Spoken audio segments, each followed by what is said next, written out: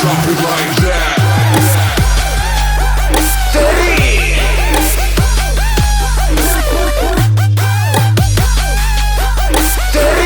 21ஆம் நூற்றாண்டின் மலேசிய தமிழர்களின் நிலை.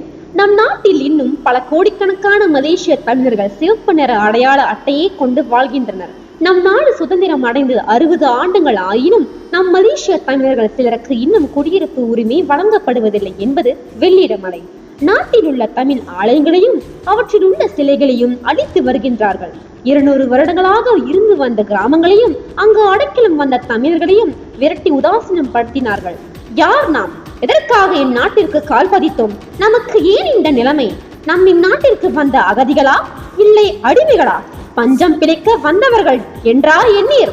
இல்லை, இந்நாட்டை ஆள வந்த தமிழர்கள் நாம். வளமான நாடாக உருவாக்க பிறவி எடுத்தவர்கள்.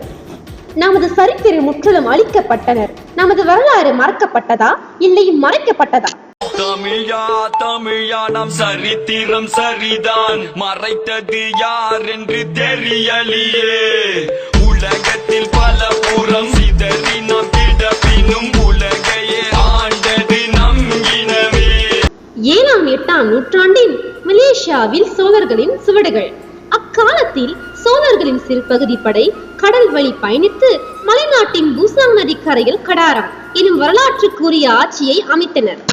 சிறுபகுதி படையை வடக்கே அனுப்பி பாதி உலகையே தன் வசப்படுத்தி சீரும் சிறப்பும் பேரும் புகழும் சேர்த்து வைத்து வாழ்ந்த சோழன் எங்கே? சோழர்கள் செய்வர்கள் என்பதால் என்னவோ அங்கு எண்ணிலடங்கா சிவன் ஆலயங்களை அமைத்தனர். இன்றும் பூசாங் பள்ளத்தாக்கில் அவ்வாலயங்கள் சிறந்த நிலையில் காணப்படுகிறது என்பது கவலைக்கிடம். இவ்வனைத்தும் சோழர்களின் நாட்டில் வாழ்ந்த சுவடுகள் அல்லவா? 14ஆம் நூற்றாண்டில் மலேசியாவில் பரமேஸ்வராவின் சாம்ராஜ்யம்.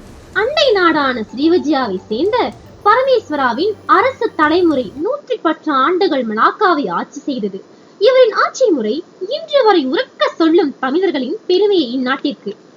அறியாத தமிழா உன் அறியாமை பிழையால் உன் அடையாளம் இழந்தால் நீ மெதுவாக அழிவாய். அடையாளம் இழந்தால் உன் தாய் நாட்டில் நீயும் ஒரு அகதியாய் மாறிடுவாய். தென்கிழக்கு ஆசியாவில் மலாக்கா தலை சிறந்த வணிக நகரமாக இருந்த போது வணிக நோக்கத்திற்காக பல தமிழர்கள் மலாயாவிற்கு வந்திருக்கின்றனர். இவர்களில் பெரும்பாலானோர் உள்நாட்டு பெண்களையே மணந்து கொண்டு மலேசியா நாட்டிலே குடியிருக்கின்றனர். ஆதலால் இவர்களின் தலைமுறை இன்று தங்களின் மொழி, இனம், சமயம், பண்பாடு, அடையாளங்களை தொலைத்துவிட்டு வாழ்கின்றனர். இறுதியில் பரமேஸ்வராவும் உள்நாட்டு பெண்ணை மணந்து மதமாறினார். நமது தலையெழுத்தும் மாறியது. கிட்ட கொண்டு வா ஓ கதை, சொல்ல போறேன் பல கதை. சொந்த கதை சொந்த கதை, தாத்தா பாட்டி வந்த கதை. இயற்கை மனம் வீசும் பால் மர காட்டுல வாழ்க்கை தேயும் செம்மண் ரோட்டு. 20ஆம் நூற்றாண்டில் மலேசியாவிற்கு நம் முன்னோர்கள் வந்த வரலாறு. தாய், தந்தை, உடன்பிறப்புகள், கட்டியத்தாரம், சொந்தம், பந்தம், உற்றார் உறவினர் மற்றும் தாய்நாடு விட்டு கடல் தாண்டி மலை தாண்டி வந்தார்கள் நம் முன்னோர்கள் இந்நாட்டிற்கு. எதற்காக? காட்டை அழித்து நாடாக உருமாற்ற நம் முன்னோர்களால் தான் முடியும் என்று வெள்ளையன் சொன்ன சொல்லுக்காக.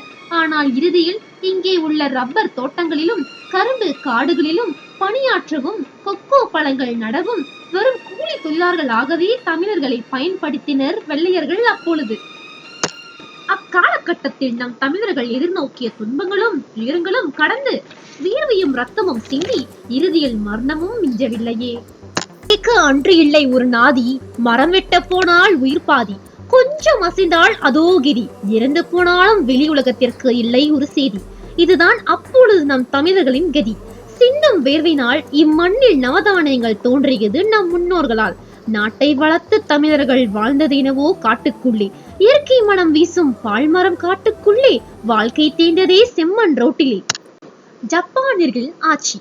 பட்டது எல்லாம் பற்றாது என வெள்ளையர்கள் எதிர்த்து மலாயாவை ஜப்பானியர் கைப்பற்றிய போது தமிழர்கள் பட்ட இன்னல்களும் எண்ணில் அடங்காதவை.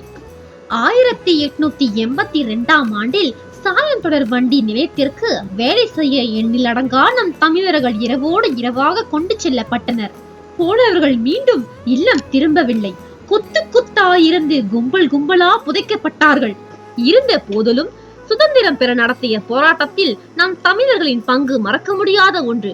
சுதந்திரத்திற்கு பின்னும் இந்நாட்டின் வளர்ச்சிக்கு தமிழர்கள் ஆற்றிய பங்கையும் செய்த உயிர் தியாகங்களையும் இன்று இல்லை என்று சொன்னால் அது மிகையாகுமா?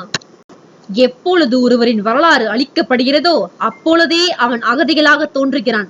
ஆதலால் என்றும் நமது வரலாற்றை மறந்து விடாதே, மற்றவரையும் மறைக்க விடாதே நம் வரலாற்றை. மலேசிய தமிழ் இளைஞர்களை, தடைகளை வெல்வோம், ஒன்றாக எழுவோம், தலை நிமிர்ந்து நிற்போம், மலேசிய தமிழன் என்ற பெருமையுடன் சொல்வோம். ஆண்ட பரம்பரை மீண்டும் ஒருமுறை ஆள நினைப்பதில் என்ன குறை?